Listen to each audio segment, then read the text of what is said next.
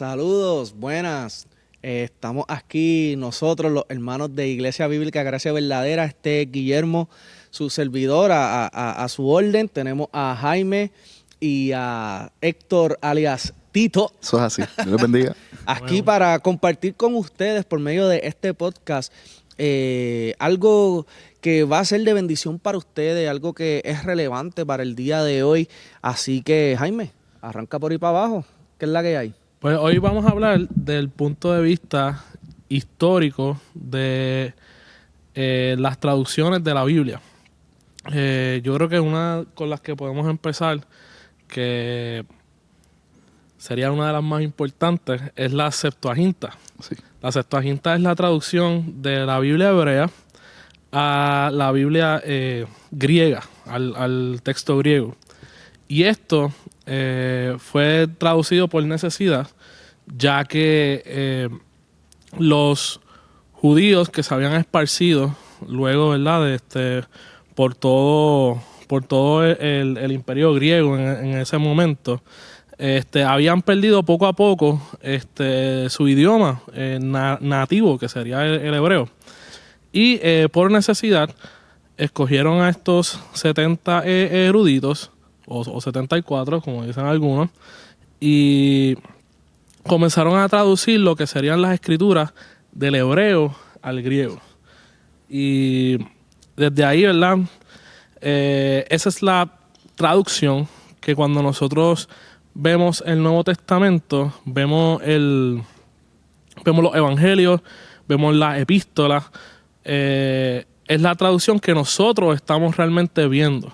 Ellos no traducen usualmente de la Biblia hebrea, ellos traducen directamente de la Septuaginta para citar las escrituras del Antiguo Testamento. Se podría decir que es la traducción más importante, ya que es utilizada en la misma Biblia, ¿verdad? Para hablar acerca del Antiguo Testamento. Uh-huh. Cristo mismo, ¿verdad?, utilizó esta traducción para hablar de los textos que hablaban sobre sí mismo, ¿verdad?, como él dice. Los apóstoles lo utilizaron también en sus citas del Antiguo Testamento. Y es interesante porque podemos ver en la palabra misma cómo Dios utiliza las traducciones para poder llevar la palabra a su pueblo, ¿verdad?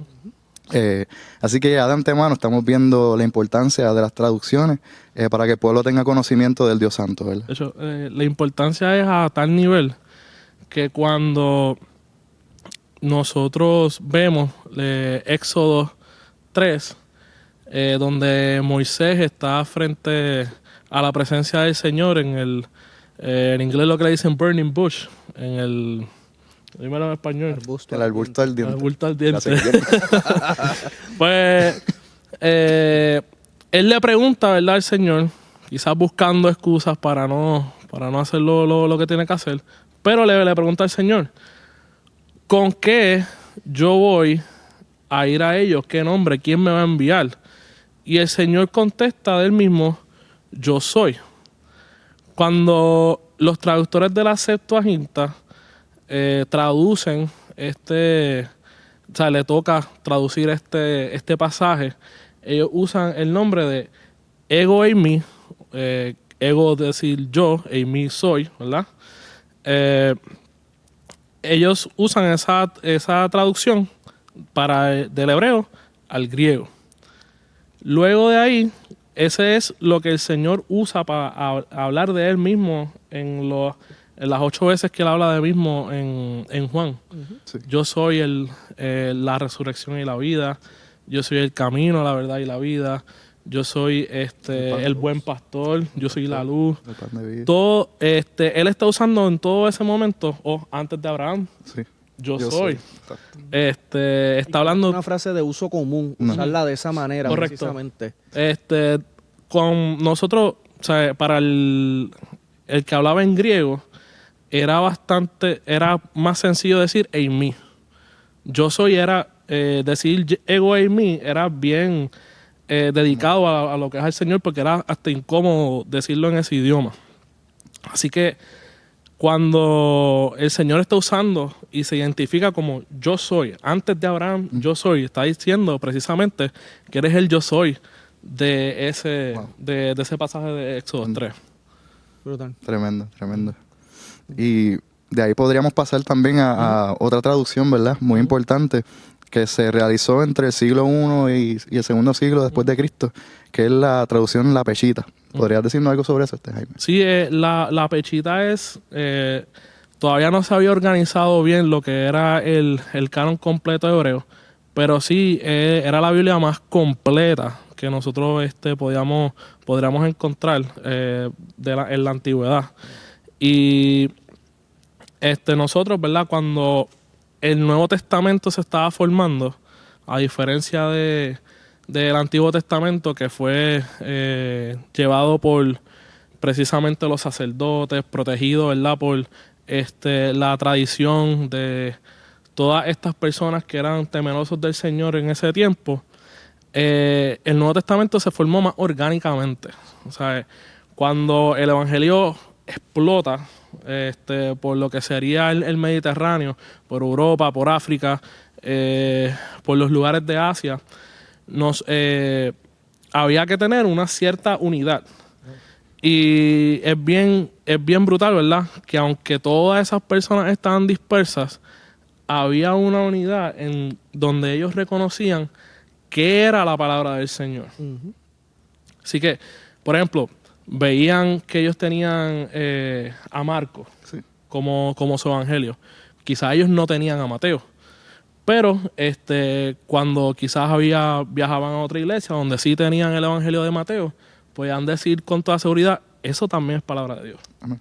Así que los creyentes, entonces, no fue como cuando formaron la Biblia.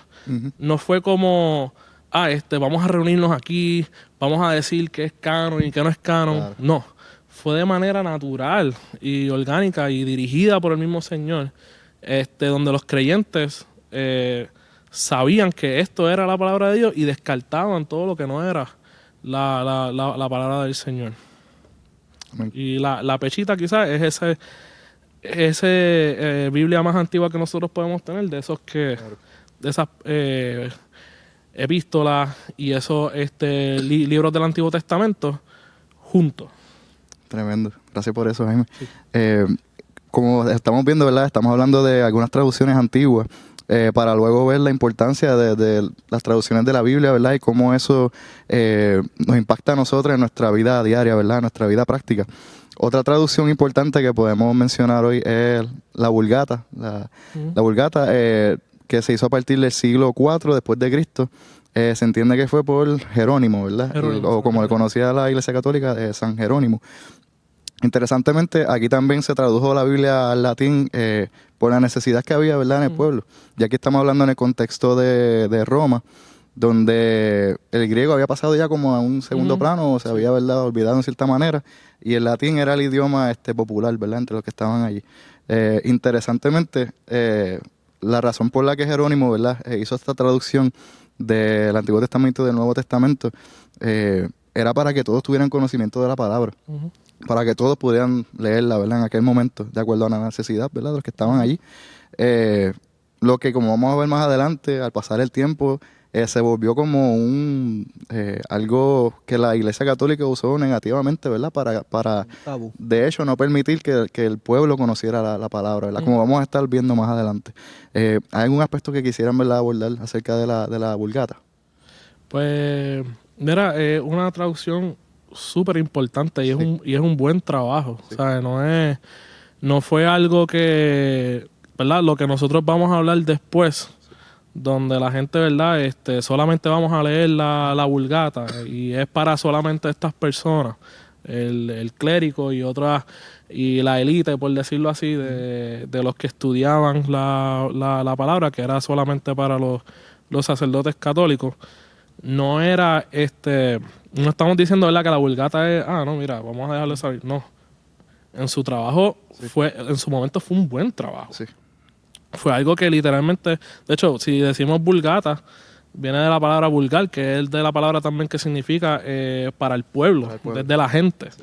Así que esa era la intención original, pero se terminó convirtiendo en algo más exclusivo y para ciertos tipos de personas. Y en vez de tomar el ejemplo de Jerónimo y seguir traduciendo mientras los idiomas evolucionaban, simple y sencillamente mantuvieron eso encerrado.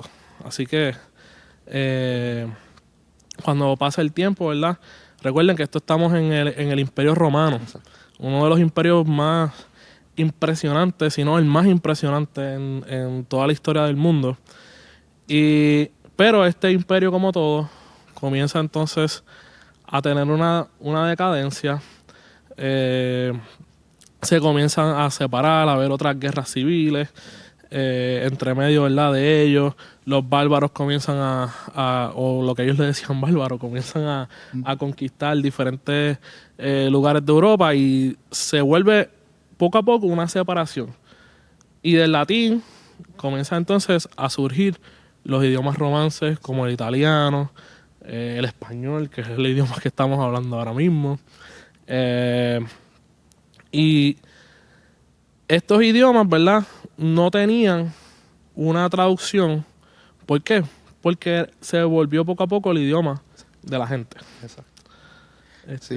Hay algo que quisiera destacar también importante, y es que en este siglo la Iglesia Católica Romana anteriormente había sido perseguida, por Roma, la Iglesia Católica en general, la Iglesia. Sí. Pero en este siglo la Iglesia Católica Romana se vuelve en unión con el Imperio Romano. Deja de ser perseguida y por ende comienza a tener un poder autoritativo sobre el pueblo como tal.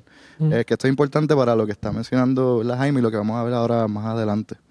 Sí, y entre esa historia que quizás la gente conoce como la oscuridad y que no están habiendo adelantos, eso es un mito realmente. Incluso dentro de ese tiempo habían creyentes verdaderos. O sea, no era una oscuridad total, ¿verdad? ¿Y cómo sabemos eso? Bueno, porque hubo muchos buenos ejemplos.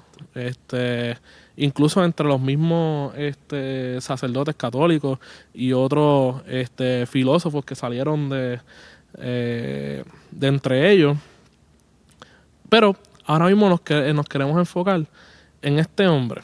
Este hombre se llamaba Juan Hus o John Hus, y él comienza, ¿verdad?, esta pre-reforma donde comienza a cuestionar lo que es la corrupción de la Iglesia Católica, comienza a cuestionar otros problemas que habían dentro de ese momento, y a él lo catalogaron como un hereje.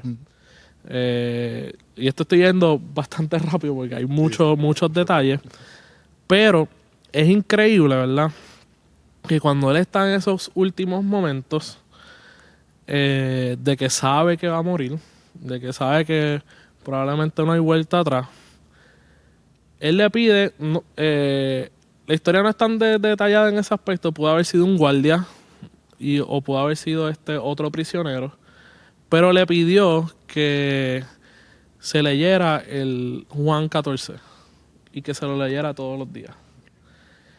Y eso le dio una fuerza a tal nivel de convicción que cuando se tuvo que parar, ¿verdad?, a recibir ese castigo capital, lo que él pudo decir de él mismo fue: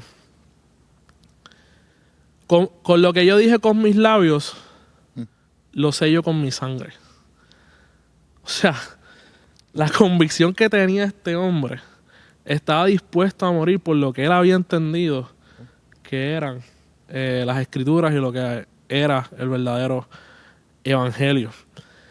Y habiendo dicho eso, hubo otro. Sí, John Wycliffe. Creo que John Wycliffe fue antes, ¿verdad?, de John Hus, o más o menos para la misma época, entre los 1300 y los 1400, ¿verdad? También fue una de las figuras de la pre-reforma. De hecho, le llaman, creo que es la estrella de la mañana, si no me equivoco, la estrella de la mañana, y refiriéndose a eso, a cómo su obra, ¿verdad?, que de hecho fue un mártir también, luego condujo a John Hus, ¿verdad?, y a los demás reformadores. Pero este hombre, John Wycliffe, fue uno de los primeros en comenzar a traducir la Biblia al inglés como tal. En su caso, él la comenzó a traducir utilizando la Vulgata como base. Contrario a William Tyndale, que lo vamos a ver más adelante, que hizo la traducción de la Biblia en inglés, pero utilizando el hebreo original y el griego. Pero sí, John Wycliffe murió, ¿verdad?, haciendo todo lo posible para poder llevar la palabra a todo el mundo, antes de que comenzara la reforma con Martín Lutero. De hecho, John Wycliffe fue, entiendo yo, que un teólogo de la Universidad de Oxford, era monje también, pero sí, fue uno de los personajes más importantes de la prerreforma como tal. Y volviendo quizás un poquito a John Huss, ¿verdad? Para ir entonces a uno de los, algunos dirían, de los protagonistas de lo que sería la reforma protestante. John Huss, ¿verdad? Se cree que dijo también esto antes de morir, y es que ustedes van a cocinar un ganso, y es porque Huss lo que significa es ganso, pero en 100 años ustedes no van ustedes van a tratar de cocinar un ganso que no van a poder guisar, como quien dice. Wow. Y 100 años después, Martín Lutero está clavando las 95 tesis en la iglesia de Wittenberg, y no con intenciones de crear una revolución, ni tratar, ¿verdad?, de hacer todo lo que él hizo en ese momento, sino que era para un debate. Era para un debate, y cuando los estudiantes vieron todo lo que él había escrito en esas 95 tesis, comenzaron a traducirla. Y cuando la traducen, este hombre se vuelve el primer hombre en irse viral. Uh-huh. ¿Por qué? Porque habían creado una nueva tecnología. Esa nueva tecnología era la imprenta. Exactamente. Así que, aprovechando esa tecnología, él comienza a escribir un montón de artículos. Lo que él había escrito en esas 95 tesis, se dice que tardó una sola semana en llegar a España. Wow. Eso es algo que nunca antes se había visto. Que algo así se pudiera mover tan rápido, y era por esa tecnología. Tremendo. Lutero vivió una vida bien fuerte, llena de persecución. Y al igual que Wycliffe, Uh-huh. él hizo una traducción del Nuevo Testamento. Pero esa traducción del Nuevo Testamento él la hizo bajo persecución, Uh-huh. donde él se hizo pasar por un caballero, con otro nombre y todo, para que cada vez que él tuviese la oportunidad, el poder entonces traducir poco a poco la Biblia o el Nuevo Testamento al alemán, que era su idioma predilecto. Y yendo más allá, ¿verdad? Hay algo que Martín Lutero, teniendo ese enfoque, ¿verdad?, en las escrituras, que es lo que estamos hablando, cuando a Martín Lutero se le confronta y se le manda a redactar todo lo que él había escrito, él pidió un día más para ver si se iba a retractar o no. Se lo dieron. Y él dice, al final, ¿verdad?, cuando llega ese otro día, después de haber peleado con el diablo prácticamente toda la noche, porque le estaba tentando a literalmente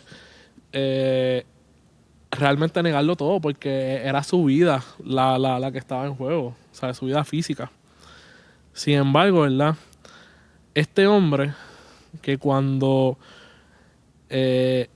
no conocía al Señor, vivía en un temor horrible. Uh-huh. Un temor que este Dios santo es demasiado de santo y yo soy un pecador tan pecador. Sin embargo, cuando a él le toca estudiar Romanos y ve que dice que el justo por la fe vivirá, todo ese peso que él tenía encima se cayó. Y con esa misma convicción, cuando está en otra situación donde me imagino que la tensión pudo haber sido igual de fuerte. Sí. Él dijo, no me retracto. Wow. A menos que no sea que ustedes me convenzan o por la razón o por las escrituras, Amén. no me voy a retractar. Amén, amén. Y aquí estamos viendo, ¿verdad?, los principios o los comienzos, ¿verdad?, de lo que es la Reforma Protestante. Y vamos a ver todo lo que pasaron, ¿verdad?, muchos de estos personajes, sufrimientos, persecución. Sin embargo, como acaba de decir Jaime, ellos, ¿verdad?, iban en contra de todo lo que se levantara contra ellos para glorificar al Señor. A pesar de la persecución, no se iban en contra de su conciencia, no se iban en contra de la palabra. Y, wow, yo cuando escucho estas cosas es como que pensar, a veces no atesoramos la palabra, ¿verdad? No atesoramos lo que tenemos en nuestras manos, viendo esta historia de persecución, de muerte, de sangre, ¿verdad? Ujú. Es increíble, ¿verdad? Todo lo que estas personas pasaron para que nosotros, para que tú y yo podamos tener la palabra del Señor en nuestras manos.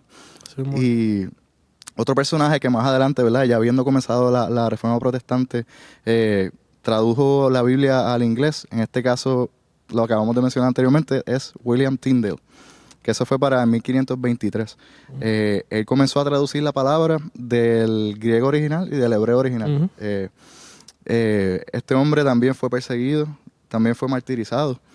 Y entiendo que, me corrige Jaime, Sí. él terminó la obra, él pudo traducirla completa, la Biblia en inglés. Yo digo, tengo que checar bien, pero yo creo que al final pudieron haber sido sus seguidores Los y los que, ¿verdad? Sí, los Las personas sucesores. que le estaba discipulando, pero puede haber, tengo que chequear eso bien, Sí. no tengo ese dato. Sí, pero nonetheless, como decimos Ujú. en inglés, este hombre, ¿verdad?, dio su vida por realmente traducir la palabra al inglés, para que el pueblo, ¿verdad?, también tuviese conocimiento. De nuevo, Ujú. para la Iglesia Católica esto era una herejía. El hecho de traducir la Biblia era una herejía. Ujú. ¿Verdad? Como le mencionamos anteriormente, o quizás no lo mencionamos, la Iglesia Católica en este momento creía acerca de que la inspiración o la interpretación privada no era correcta. Ujú. Por ende, ¿verdad?, ellos enseñaban que la Iglesia y solo la Iglesia podía interpretar la Biblia y enseñarla. Cosa que, como vamos a ver, ¿verdad?, otros hermanos van a mencionar en el otro episodio del podcast acerca de las 5 solas. Pero, ¿verdad?, William Tyndale, uno de los reformadores que dio su vida por traducir la Biblia para que tuviésemos acceso a ella, la Biblia en inglés. Fue quemado en la hoguera y sus últimas palabras, ¿verdad?, si no me equivoco, fueran básicamente que el Señor, ¿verdad?, trajera arrepentimiento al rey de Inglaterra en Sí, aquel momento. que le trajera sabiduría Que le trajera sabiduría. y que le Así abra que- los ojos, más bien. Yo creo Que le abra los ojos. que le abra los ojos. Que le abra los ojos. Gracias, Jaime. Por ahí vemos otra persona que derramó sangre verdaderamente para que nosotros pudiésemos tener la palabra del Señor en nuestro idioma. Ujú. Y pasamos a otros personajes, Jaime. Sí, tenemos, ¿verdad?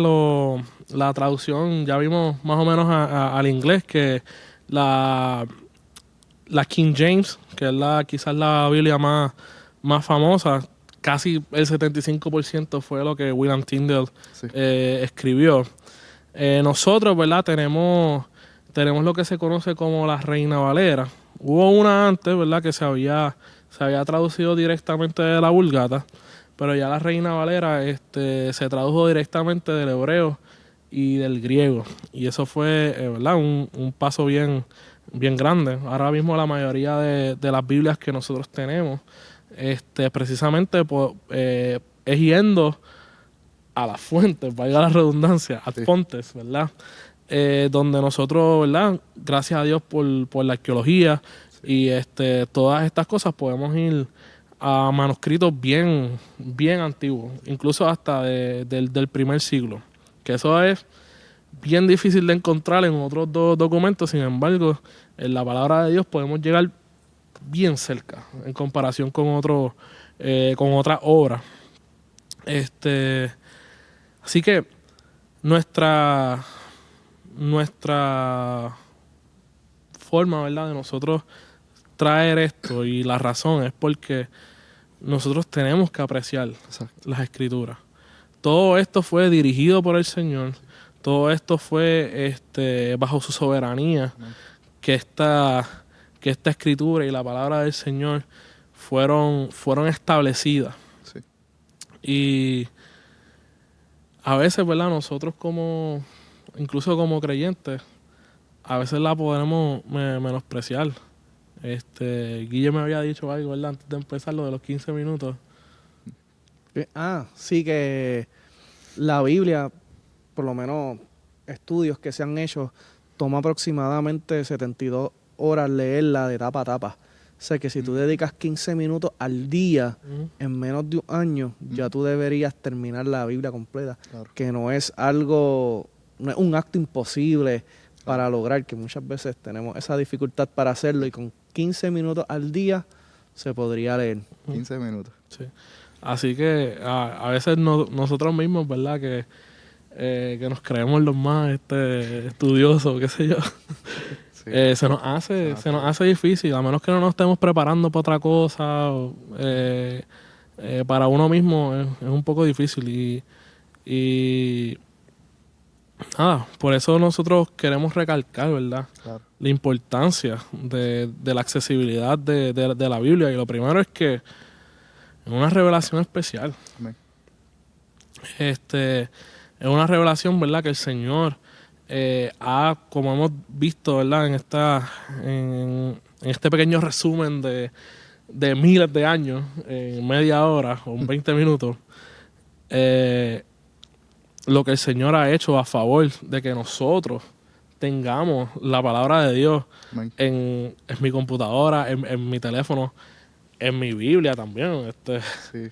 Porque es bueno que tenerla así pura y que no tenga otra distracción como las redes sociales o los emails o yo no sé qué. Ujú. Así que, ¿qué sería entonces otra cosa que Sí. nos llevaría a entender la importancia de la accesibilidad? Sí, como mencionaste ahora mismo, ¿verdad? Si no fuese por la palabra, ¿verdad? La palabra del Señor o en la Biblia, no habría manera de verdaderamente conocer al Señor y su carácter, ¿verdad? Como mencionaste, la revelación especial en la palabra nos revela, ¿verdad? Nuestro pecado, nos revela nuestra necesidad de Cristo y es solamente en la palabra que podemos ver literalmente a Cristo. Podemos ver la naturaleza como una revelación general, ¿verdad? Que nos apunta a un creador, que la misma palabra lo dice en Romanos 1. Pero es la palabra del Señor, la palabra escrita, ¿verdad? La que nos enseña, ¿verdad? Quién es Cristo y nos apunta a Él. Nos lleva al conocimiento de Dios y su carácter.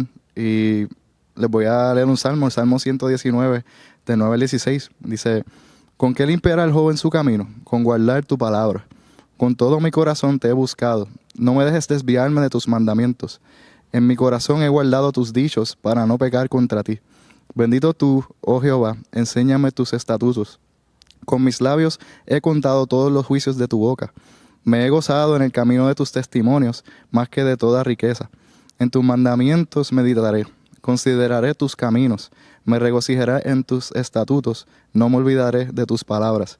No podríamos decir esto si no tuviésemos la palabra del Señor, ¿verdad? Con nosotros. No habría manera de verdaderamente meditar en los mandamientos del Señor, meditar en el carácter del Señor, meditar en el Evangelio, ¿verdad? Sí. Por ende, no habría manera de limpiar nuestro camino si no fuese teniendo, ¿verdad? Esa palabra ahí con nosotros. Uh-huh. No, y como había dicho antes, es una revelación precisamente del Señor. Sí. Lo único que tuviésemos, si no fuese por su palabra, fuese la creación. Y nosotros podríamos concluir que hay un Dios, Uh-huh. pero podríamos concluir que el Señor Jesucristo murió por nosotros en la cruz del Calvario por nuestros pecados y que nosotros éramos enemigos de Dios y que ahora somos salvos por gracia y somos adoptados ¿verdad? A su familia por medio de la fe y por gracia. Mira, no habría otra manera. El Señor tenía que revelarse. Y se reveló a tal punto que se encarnó, Amén. tomó carne, vivió entre nosotros. Y después de haber tomado carne y vivir la vida perfecta, morir en la cruz del Calvario, resucita el tercer día. Y está hoy día a la diestra del Padre intercediendo por cada uno de los que son suyos.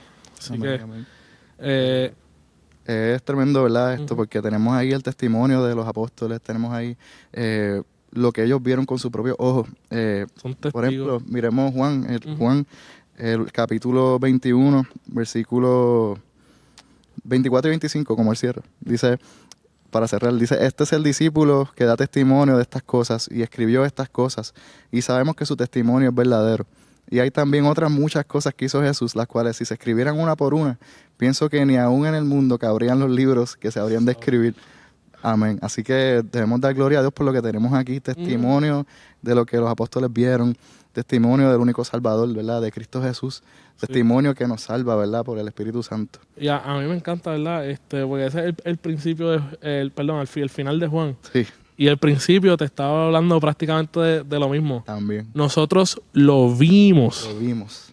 y fuimos testigos. De hecho, él en sus cartas también, la primera carta de Juan, también lo menciona, esto que vimos, esto que tocamos, Ujú. de esto hablamos. Es una Esto cosa hablamos, espectacular sí. y pensar que muchas veces, ¿verdad? No le damos una importancia. Así que nosotros ahora mismo, ¿verdad? Tenemos teléfonos, tenemos tecnología, pero incluso eso ya mismo no va a ser tan reliable porque como la tecnología está avanzando, ahora tú puedes crear cualquier cosa desde la nada.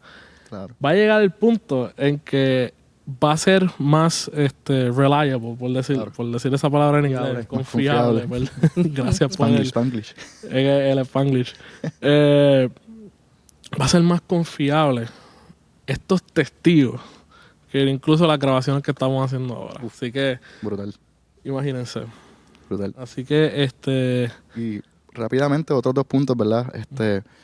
Otra cosa en la que nos beneficia tener la palabra escrita es que la palabra es el medio que Dios usa para santificarnos y guiarnos. Así que no solo nos salva, ¿verdad? El ver el Evangelio en la palabra, sino que el Señor usa la palabra, usa este conocimiento para poder, ¿verdad? Santificarnos y guiarnos. Y para eso leamos Mateo 4, versículo 4. Y este es Jesús hablando. Pero él respondiendo dijo, escrito está, no solo de pan vivirá el hombre, sino de toda palabra que sale de la boca de Dios. Juan 17, 17. Santifícalos en tu verdad, tu palabra es verdad. Y 2 Timoteo 3, del 16 al 17 dice, toda escritura es inspirada por Dios y útil para enseñar, para reprender, para corregir, para instruir en justicia, a fin de que el hombre de Dios sea perfecto, equipado para toda buena obra. Así que la palabra del Señor es el medio utilizado, ¿verdad? Para que no solo le conozcamos a Él, sino que conozcamos su carácter y seamos transformados, ¿verdad? Por Él, por su Espíritu Santo. y si usted está viendo este podcast, ¿verdad? Corrobore con la palabra del Señor. Dice Hechos 17:11, los bereanos eran mucho más nobles que los tesalonicenses y escucharon gustosamente el mensaje. Todos los días examinaban las escrituras para comprobar si lo que Pablo y Silas decían que era cierto. Tremendo. Así que si quiere comprobar que lo que estamos diciendo es cierto, vamos entonces a leer la palabra del Señor. Entonces, terminamos, ¿verdad? Concluimos. Nosotros hablamos hoy de lo que son las diferentes traducciones bíblicas importantes. Luego hablamos de personas que dieron su vida entera por el Evangelio, por la palabra, porque se saliera hacia afuera. Y también hablamos de la accesibilidad de la Biblia y la importancia de esta. Así que, Guillermo, despidieron el paz. Paz. Gracias por sacarle su tiempo y aprendimos mucho, por lo menos yo aprendí mucho, fue sumamente instructivo para mí y ciertamente me ha llevado a apreciar la bendición de tener la palabra accesible a mí y espero que sea lo mismo para ustedes. Nos vemos una próxima. Dios les bendiga.